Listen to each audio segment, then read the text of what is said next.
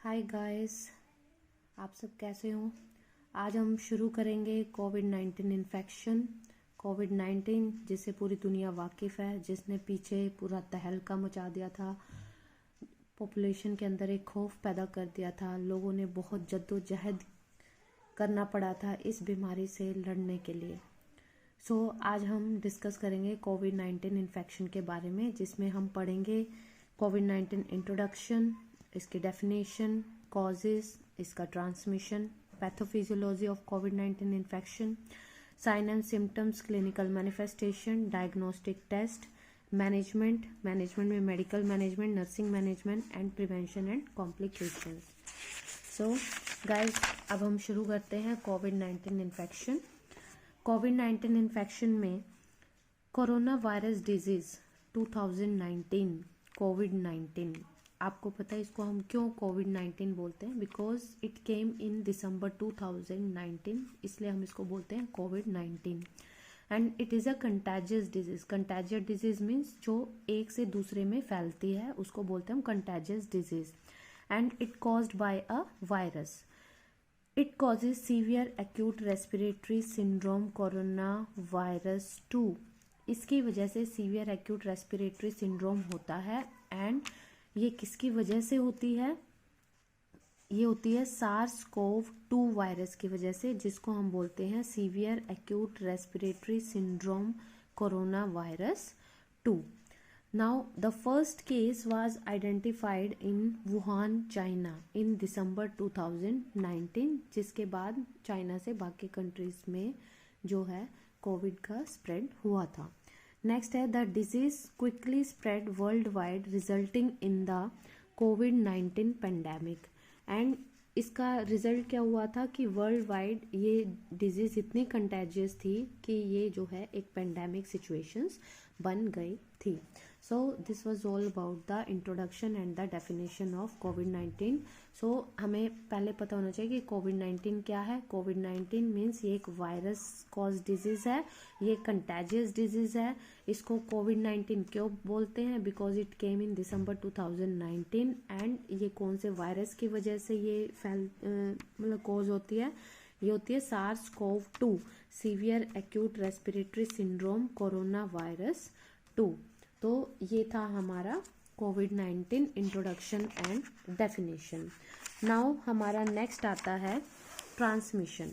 Transmission means इसका basically क्या cause है, किस तरह से जो वायरस है वो बॉडी में एंटर करता है, वो जो है बॉडी के अंदर हलचल मचाता है और डिफरेंट सिस्टम को जो है वो अफेक्ट करता है। इस वायरस का जो ऑनसेट है that is 2 to 14 days after infection. Suppose एक पर्सन है, वो कोविड-19 के कांटेक्ट में आ गया। कांटेक्ट में आने के बाद ये 2 से 14 दिन में इस डिजीज़ का ऑनसेट रहता है। किसी को 2 दिन में ही सिम्टम्स आने शुरू हो जाएंगे, किसी को जो है 2 से 14 दिन के बीच में सिम्टम्स आने शुरू हो जाएंगे। एंड इसका जो ड्यूरेशन है 5 days टू क्रॉनिक, मीन्स 5 दिन तक, मतलब depend on the immunity of the person, immunity of the patient. किसी में 5 दिन में पेशेंट रिकवर करता है, या फिर क्रॉनिक किसी को जो है काफ़ी दिन लग जाते हैं, इवन महीने भी लग जाते हैं।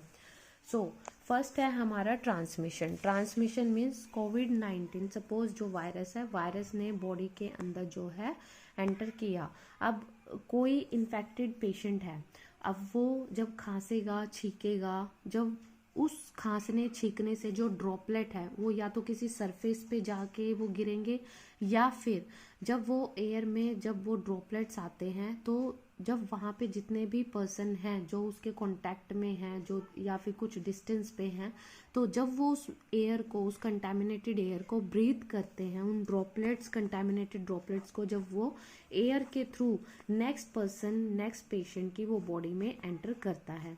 And transmission can also occur if contaminated fluids are splashed or sprayed in the eyes, nose or mouth। जब ये दूसरे पर्सन के, जब वो खांसते छींकते वक्त जो है वो दूसरे पर्सन के आईज, नोज या माउथ में जब वो ड्रॉपलेट्स एंटर करते हैं। अब ये था हमारा ट्रांसमिशन। मतलब बिल्कुल सिंपल है, इसमें कोई जो है मतलब कॉम्प्लिकेटेड चीज़ नहीं है कि जब भी एक कोविड-19 पेशेंट होगा जब वो एनवायरनमेंट में होगा, जब वो खांसेगा, छींके, क्योंकि सपोज इन्फेक्शन हुआ है, अब इन्फेक्शन होगा, अब वो खांसेगा, छींकेगा, तो वो जो ड्रॉपलेट्स है वो सरफेस पे आएंगे, वो इधर उधर चीज़ों पे आएंगे, वो लिनन पे आ सकते हैं, दीवारों पे आ सकते हैं, फर्श पे आ सकते हैं, किसी भी ऑब्जेक्ट पे आ सकते हैं, या फिर जो वो एयर है जो कंटेमिनेटेड है उस एयर से वहाँ पे जो भी पर्सन है वो जब एयर को इनहेल करेगा तो वो जो इन्फेक्शन है वो नेक्स्ट पर्सन को भी जो है अफेक्ट करेगा। सो ये था ट्रांसमिशन। अब आती है हमारी पैथोफिजियोलॉजी। पैथोफिजियोलॉजी क्या है कि ये जो वायरस है ये किस तरह से बॉडी में जाके एंटर करता है और हमारे डिफरेंट डिफरेंट सिस्टम्स को ये अफेक्ट करता है। अब जो कोविड-19 ये वायरस है, अब इसके अंदर आरएनए हैं, जो प्रोटीन्स हैं, ये जाके हमारे जो डिफरेंट ऑर्गन्स हैं उनके रिसेप्टर्स पे ये अटैच हो जाते हैं और वहाँ पे जो है सेल डैमेज करना स्टार्ट कर देते हैं। अब ये जैसे सपोज कोविड-19 वायरस है, बॉडी के अंदर एंटर किया थ्रू रेस्पिरेटरी ट्रैक्ट, मीन्स ओरोफेरिंक्स के द्वारा या नेजल फेरिंग्स के द्वारा या फिर किसी भी सिस्टम के द्वारा जब ये एंटर करता है, तो सपोज जैसे ये हमारे लंग्स में गया, लंग्स में ये क्या कॉज करेगा, यूआरटीआई और LRTI, means upper respiratory tract infection और लोअर रेस्पिरेटरी ट्रैक्ट इन्फेक्शन। वहाँ जाके ये एल्वियोलर, जो एल्वियोलई हैं लंग्स में, उनको ये डैमेज करना स्टार्ट करेगा। ये it can enter through nose, it can enter through throat, it can enter through sinus. तो ये जो है कॉज करता है। ये लीवर में जाके स्टिटोटिस कॉज करेगा। ये CNS mean central nervous system में जाके भी वहाँ के सेल को डैमेज करेगा, जिसकी वजह से पेशेंट हेडेक की कंप्लेन करता है। इंसोम्निया पेशेंट जो है रेस्टलेस रहेगा, उसे नींद नहीं आएगी, पेशेंट नोजिया फील करेगा, वॉमिटिंग, इम्पेयर्ड कॉन्शियसनेस, इवन ऐसी कंडीशन आ सकते हैं कि पेशेंट जो है इम्पेयर्ड कॉन्शियस की स्टेट में जा सकता है। पेशेंट डिलीरियम में हो सकता है, पेशेंट कोमेटोज हो सकता है। इतनी गंभीर सिचुएशन पेशेंट में आ सकती है। नेक्स्ट है स्प्लीन। स्प्लीन में भी जो है टिश्यू डिसरप्शन होगा, मैक्रोफेजेस होगा, वहाँ पे लिम्फ नोड जो है वो अफेक्टेड होंगे। हार्ट के सेल्स को भी जाके ये जो वायरस है ये वहाँ पे इन्फेक्ट करेगा, डैमेज करेगा, जिसकी वजह से मायोकार्डाइटिस हो सकता है, ल्यूकोसाइट्स इन्फिल्ट्रेशन वहाँ पे हार्ट में हो जाएगा। ऐसी भी कंडीशन आ सकती है कि जो है हार्ट फेलियर भी हो सकता है। नेक्स्ट है किडनी। किडनी में ये एक्यूट रीनल फेलियर कॉज करेगा, ट्यूबुलर नेक्रोसिस कॉज करेगा, ग्लोमेरुलर इंजरीज करेगा। सो एक तरह से जो कोविड-19 वायरस है ये इतना डेंजरस है कि ये बॉडी के हर सिस्टम में जाके ये हर ऑर्गन को अफेक्ट करता है और ये मल्टी ऑर्गन डिसफंक्शन ये कॉज कर सकता है, मल्टी ऑर्गन जो है फेलियर ये कर सकता है। सो this was all about the pathophysiology of the जो है कोविड-19 वायरस। अब आप यहाँ एक दे सकते हैं सिंपल सी टर्म में, सपोज ये एक इन्फेक्टेड पर्सन है विद कोविड-19 वायरस। अब यहाँ पे जो कोविड-19 वायरस है, जब इसने खांसा और जब ये पेशेंट खांस रहा है या छींक रहा है तो यहाँ पे जो एयर है ये जो है कंटेमिनेट हो जाती है और इसको हम बोलते हैं एयरबोर्न ट्रांसमिशन। और ये जो ड्रॉपलेट्स है ये आएंगे जो सरफेस पे, या फिर सपोज यहाँ पे कोई दूसरा पर्सन है या यहाँ पे सपोज पेशेंट पब्लिक में है या फिर मतलब किसी कम्युनिटी में है, तो वहाँ पे जितने पर्सन है जब इस एयर को इनहेल करेंगे तो they all will get affected. तो इसमें हम जो मेन पढ़ेंगे, viral shedding from coughing and sneezing, settling for person, object and contamination, dispersion in air and nasal breathing contaminated air। तो इन सब चीज़ों से जो है वायरस एक पर्सन से दूसरे पर्सन में जो है ट्रांसमिट हो जाता है। तो ये था हमारा कोविड-19 ट्रांसमिशन और द पैथोफिजियोलॉजी। अब आते हैं हमारे main sign and symptoms of कोविड-19 पेशेंट। अब कोविड-19 वायरस जो है उसने जाके अलग अलग सिस्टम पे अफेक्ट किया। तो एक तो आते जो कॉमन सिम्टम्स जो आपको हर पेशेंट में दिखाई देंगे, और एक आते हैं सीवियर डिजीजेस, मीन्स कोई पेशेंट है वो कोविड-19 से बहुत क्रिटिकली जो है अफेक्ट हुआ है तो उनमें जो है ये वाले जो है हमारे सिम्टम्स आएंगे।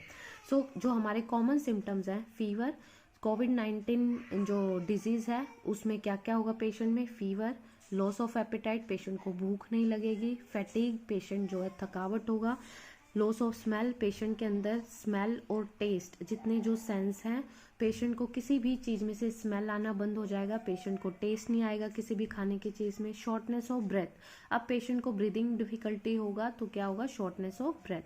कफ होगा पेशेंट को, कफिंग अप स्पुटम, कफ हो रहा है तो स्पुटम बार बार आएगा, सिक्रेशंस ज़्यादा होंगी। मसल एक्स और पेन, पूरी बॉडी में जो है वो पेन होगा, मसल एक होगा।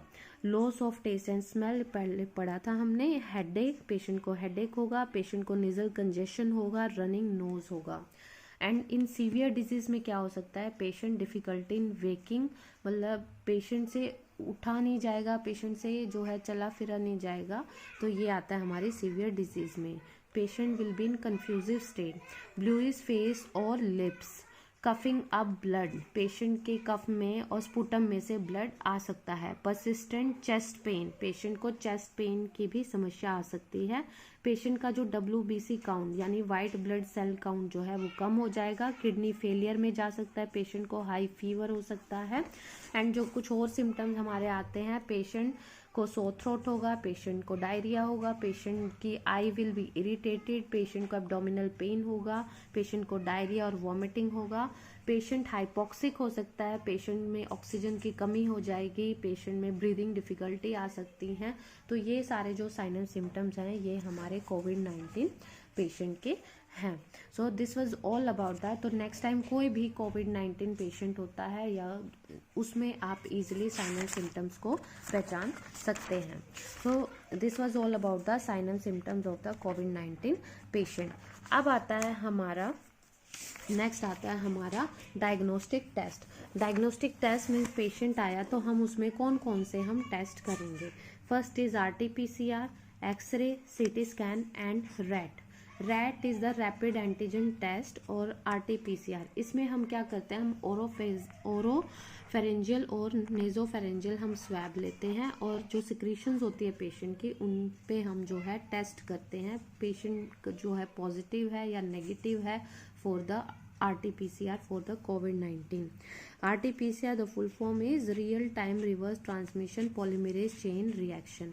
एंड पेशेंट का हम एक्सरे करेंगे, पेशेंट के चेस्ट एक्सरे करेंगे कि पेशेंट का जो लंग है वो कितना अफेक्ट हुआ है। पेशेंट में हम CT स्कैन की इमेजेस देखेंगे कि अगर कोई पेशेंट क्रिटिकली इल है या जिसको मैकेनिकल वेंटिलेशन की ज़रूरत है तो उसमें हम देखेंगे CT स्कैन की हेल्प से कि कितना पेशेंट का जो लंग है वो अफेक्ट हुआ है। एंड डिपेंड ऑन दैट अगर पेशेंट रेस्पिरेटरी डिस्ट्रेस में है, क्या पेशेंट को मैकेनिकल वेंटिलेशन की ज़रूरत है, तो ये सब चीज़ें हम जो है चेक करेंगे।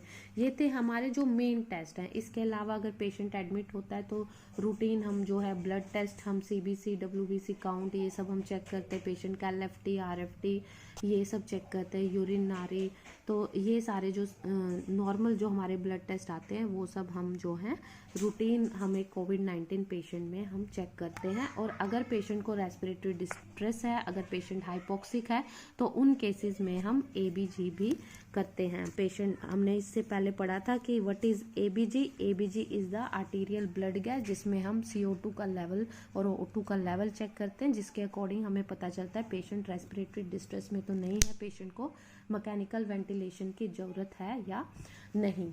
तो ये था हमारा diagnostic test.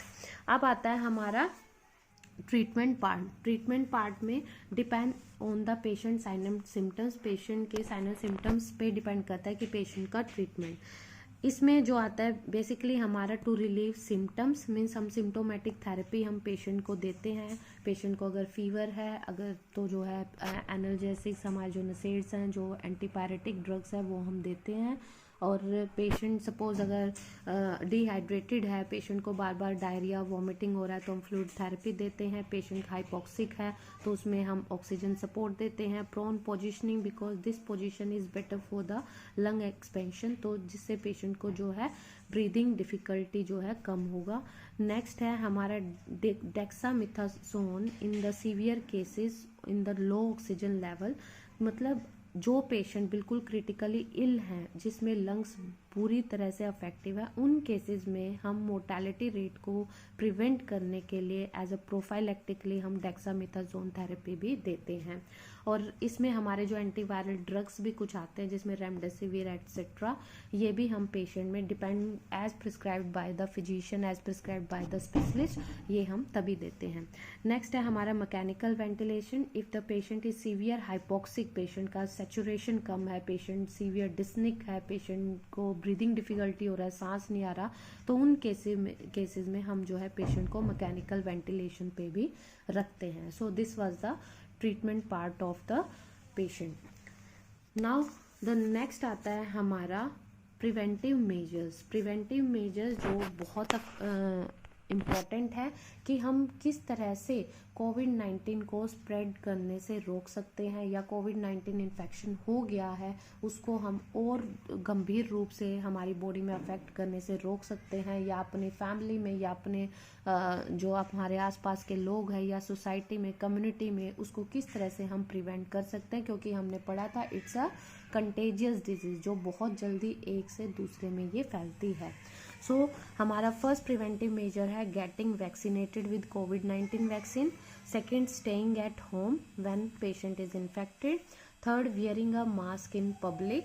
Avoided crowded places, keeping distance from others, ventilating indoor spaces, washing hand with soap and water, practicing good respiratory hygiene, avoiding touching the eyes, nose or mouth with unwashed hand, social distancing, surface cleaning. So this was all the preventive measures कि जब भी कोविड-19 की situation आती है, कोई भी person अगर कोविड-19 से अफेक्ट होता है तो उसको जो है अपने आप को सेल्फ क्वारंटाइन कर लेना चाहिए, उसको होम आइसोलेट कर देना चाहिए, पेशेंट को हमेशा मास्क पहनना चाहिए, इवन जो भी आसपास के उन सबको मास्क पहनना चाहिए, हैंड वॉशिंग फ्रीक्वेंट करनी चाहिए, क्राउडेड प्लेस में जाने से अवॉइड करना चाहिए, दूसरों से डिस्टेंस रखना चाहिए, जो जहाँ भी पर्सन रह रहा है उसमें वेंटिलेशन एडिक्वेट होना चाहिए, हमें गुड रेस्पिरेटरी हाइजीन भी रखनी चाहिए, हमारी आईज, नोज, माउथ को बिना हैंड वॉश के टच नहीं करना चाहिए।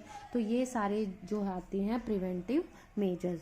इसमें एक है last surface cleaning. Surface cleaning means हमारा चाहे घर हो, चाहे हॉस्पिटल हो, ऑफिस हो, तो उसमें जो सरफेस है, क्योंकि अगर पेशेंट खांसता है, छींकता है तो उसके जो ड्रॉपलेट है वो सरफेस पे आ जाते हैं। वो किसी भी चीज़ पर आ सकते हैं, कोई ऑब्जेक्ट है, कोई हमारे पेन, पेंसिल, हमारा जो है स्पेक्स है, हमारा मोबाइल फ़ोन, हमारा लैपटॉप, कुछ भी, कोई भी सरफेस जो है वो अफेक्ट हो सकता है। तो हम उसको क्लीन, हम उसको डीकंटामिनेट, ये हमारे कुछ सॉल्यूशन है जिससे हम डीकंटामिनेट कर सकते हैं, जिसमें आता है हमारा ethanol, isopropanol, hypochlorite solution, hydrogen peroxide, povidone iodine. इन सब सॉल्यूशन से हम जो है डीकंटामिनेट हम सरफेस को कर सकते हैं, लेकिन इनका जो परसेंटेज है वो अलग अलग रहता है। अब सेल्फ क्वारंटाइन कि हमें कितने दिन तक पेशेंट को सेल्फ क्वारंटाइन जो है या अपने आप को जब हम अफेक्ट होते हैं करना चाहिए, तो that is approximate 14 days. 14 days में पेशेंट जो है रिकवर करना स्टार्ट कर देता है अगर पेशेंट को mild to moderate symptoms of कोविड-19 इन्फेक्शंस हैं। So this was the preventive measures. Next हमारा जो लास्ट पार्ट आता है that is the nursing management for patient with कोविड-19 इन्फेक्शन। अब पेशेंट हॉस्पिटल में आ गया कोविड-19 इन्फेक्शन के साथ, आपको पता है गाइस, हमने जो है पिछले दिनों जो हमारी नर्सिंग टीम थी, जो हमारे हेल्थ केयर वर्कर थे, जो हेल्थ केयर टीम थी, जो मेडिकल टीम थी, जो हमारा पूरा स्टाफ है, वो कोविड-19 इन्फेक्शंस जो पेशेंट थे वार्ड में घंटों तक शिफ्ट ड्यूटी किया था पीपी किट डाल के, and it was very crucial situation जिसमें जो है एक तरह से मतलब हमें दिन रात क्लोजली ऑब्जर्व करना था, मॉनिटर करना था पेशेंट को। तो इसमें हम जो अगर पेशेंट आ गया कोविड-19 इन्फेक्शन के साथ, तो first is nursing assessment. Patient का ट्रैवल हिस्ट्री जरूरी है, पेशेंट का फिजिकल एग्जामिन करेंगे कि patient whether the patient suffering from any fever, cough, shortness of breath, dyspnoea, और पेशेंट का SpO2 लेवल, पेशेंट के वाइटल्स तो हमने चेक करने ही है। नेक्स्ट है इसमें हमारे क्या क्या नर्सिंग डायग्नोज बन सकते हैं। Infection related to exposure to कोविड-19 infection, deficient knowledge related to disease and its transmission, hyperthermia related to increase metabolic rate, next है impaired breathing pattern related to shortness of breath, anxiety related to disease. अब कोविड-19 infection हुआ है तो उसमें हमारे जाहिर है कोविड-19 इन्फेक्शन है तो इन्फेक्शन होगा ही, तो इसमें हमारा first diagnosis is the infection. किससे रिलेट करेगा वो? एक्सपोजर टू कोविड-19 डिजीज और द इन्फेक्शन। डेफिशिएंट नॉलेज, क्योंकि पेशेंट को इतनी नॉलेज नहीं होगी related to the disease and its transmission. Next होगा हाइपोथर्मिया। अब कोई भी बॉडी जब उसमें इन्फेक्शन होता है तो कॉप अप करने के लिए बॉडी में मेटाबॉलिक रेट ज़्यादा हो जाता है, तो हाइपोथर्मिया जो है सिचुएशन आती है। Next is the impaired breathing pattern, क्योंकि सिक्रेशन ज़्यादा होगा, म्यूकस प्रोडक्शन ज़्यादा होगा, डिस्निया होगा। एंजाइटी होगा पेशेंट को, क्योंकि कोविड-19 सिचुएशंस है तो जो है पेशेंट को एंजाइटी होगा, तो उसको हमने जो है रिलीव करना है। तो इसमें हमारी जो नर्सिंग इंटरवेंशंस आती हैं main, prevent the spread of infection. हमें जो है पेशेंट को आइसोलेट करके रखना है, पेशेंट में जो है हमें यूनिवर्सल प्रिकॉशंस को फॉलो करना है, स्ट्रिक्ट असेप्टिक टेक्निक हमने फॉलो करनी है। Improve the body temperature level, patient अगर हाइपोथर्मिया में है तो हमने बॉडी टेम्परेचर को रेगुलेट करना है। Restore breathing pattern back to normal, patient में अगर डिस्निया की प्रॉब्लम है, पेशेंट हाइपोक्सिक है तो अकॉर्डिंग टू दैट हमें ऑक्सीजन सपोर्ट देना है। पेशेंट का SpO2 लेवल हमें कंटिन्यूस चेक करना है, पेशेंट की एंजाइटी रिड्यूस करनी है, साइकोलॉजिकल सपोर्ट देना है। Monitor vital science, monitor oxygen saturation, maintain respiratory isolation and strict hand hygiene. This part is very important, strict hand hygiene, जो हमें खुद को, जो पूरी हेल्थ केयर टीम को, जो पेशेंट्स को, पूरी फैमिली को, पूरी सोसाइटी, पूरी कम्युनिटी, पूरी कंट्री, पूरे वर्ल्ड को जो फॉलो करनी है, that is strict hand hygiene. जो ये बोलते हैं कि सावधानी ही बचाव है, सो इसलिए prevention is better than cure. हम जो है इन सब चीज़ों को फॉलो करके हम अपने आसपास कोविड-19 को दोबारा स्प्रेड होने से बचा सकते हैं। So thank you guys. आप कमेंट सेक्शन में ज़रूर बताना आपको ये इन्फॉर्मेशन कैसी लगी, और अगर आपको इसमें अपनी कोई और इन्फॉर्मेशन, कुछ और एडवाइस आपको अगर ऐड करना है तो प्लीज़ कमेंट बॉक्स में आप शेयर करें एंड चैनल को सब्सक्राइब करें। Thank you so much.